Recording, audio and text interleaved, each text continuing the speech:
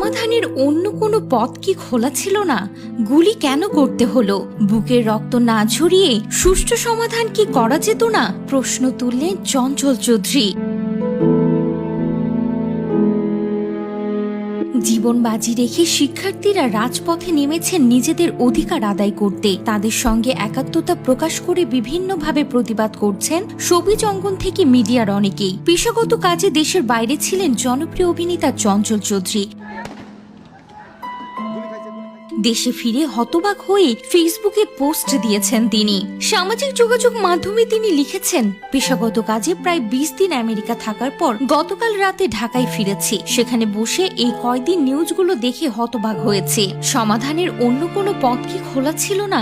গুলি কেন করতে হলো? চঞ্চল চৌধুরী আরো বলেন, বুকের রক্ত না ঝরিয়ে সুষ্ঠু সমাধান করা যেত না? যা ঘটে গেল এটা যেমন কাঙ্ক্ষিত নয়, তেমনি হৃদয় বিদারক, মর্মান্তিক এবং সভ্যতা বহির্ভূত।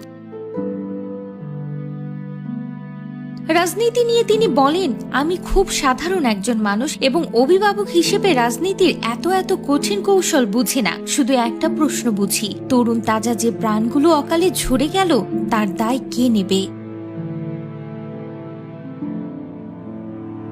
সবশেষে অভিনেতা লিখলেন, যে মায়ের বুক খালি হলো তার আর্তনাদ কি কোনো জন্মে শেষ হবে? হায় রে দুর্ভাগা দেশ, নোংরা রাজনীতির নামে এই রক্তপাত বন্ধ হোক। উল্লেখ্য, কোটা সংস্কার আন্দোলন মঙ্গলবার থেকে বেশ সহিংস রূপ নেয়। বিভিন্ন স্থানের সংঘর্ষে 6 জন মারা গেছেন, আহত হয়েছেন কয়েকশো আন্দোলনকারী শিক্ষার্থী ও ছাত্রলীগের নেতাকর্মী। এই অবস্থায় শিক্ষার্থীদের নিরাপত্তা বিবেচনায় সারা দেশের সব সরকারি ও বেসরকারি বিশ্ববিদ্যালয় এবং অধিভুক্ত কলেজের শিক্ষা কার্যক্রম অনির্দিষ্টকালের জন্য বন্ধের নির্দেশনা দিয়েছে বিশ্ববিদ্যালয় মঞ্জুরি কমিশন।